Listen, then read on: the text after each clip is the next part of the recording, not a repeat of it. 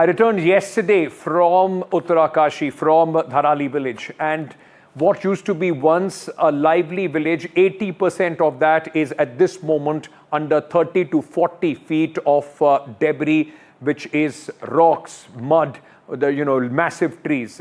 Everything is wiped off.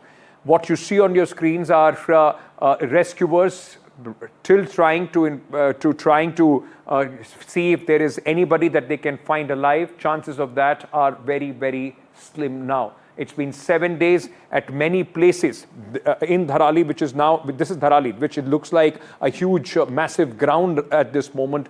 Finally, the heavy equipment has reached. But after 7 days, for people's chance to come out alive of this rubble is next to nothing. My colleague Aishwarya is in Dharali, and this is what he saw.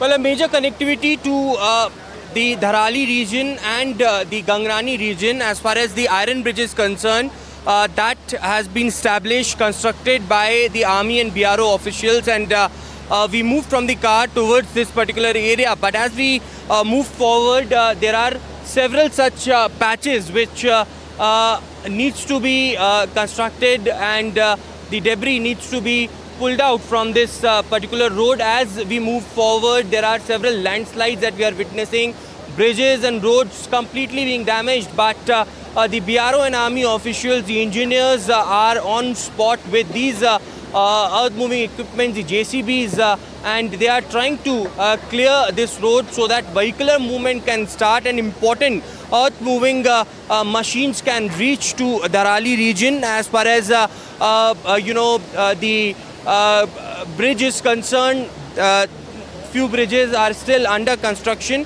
but that's the Bhagirathi river which is flowing at a very high speed. The rains are creating a much problem, but it is these roads, if that gets clear, then certainly vehicular movement can start, and it's going to be a huge success for those rescue operations that are going on in Dharali, so that they can get more earth moving equipments and heavy machineries to pull out the slush which is over there.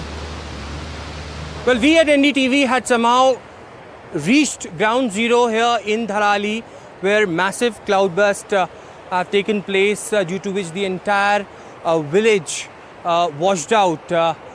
Right now, where I am is this portion of the village which was completely washed out, and there is a slush of at least 30 to 40 feet high. The search operation by the NDRF, SDRF teams are still underway to find out that where these resorts were located, where these residences were located, so that if through the radar there is any possibility of finding out the human body, then they can be taken out. It was a very difficult process on a daily basis, as we were reporting from the road that is coming towards Dharali at the Gangrani, and the iron bridge was constructed with the BRO and army officials' help.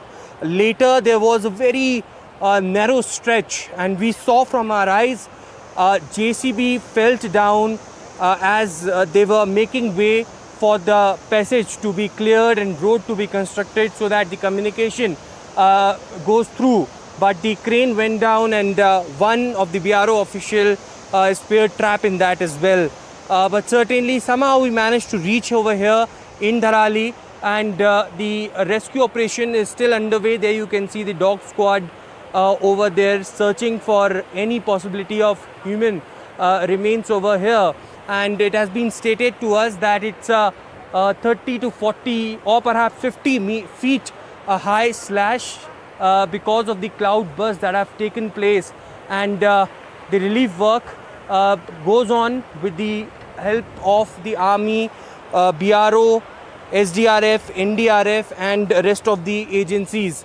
Currently where I am standing are these stones which came along with the water, and that has completely swept away or washed away the entire village. And this is the situation today down in Rishikesh, Dehradun. We have been told that weather was not so good, and therefore more helicopters cannot fly, but evacuation process currently on over here. This is Aishwarya Jain, video journalist Pawan Kumar Tiwari for NDTV.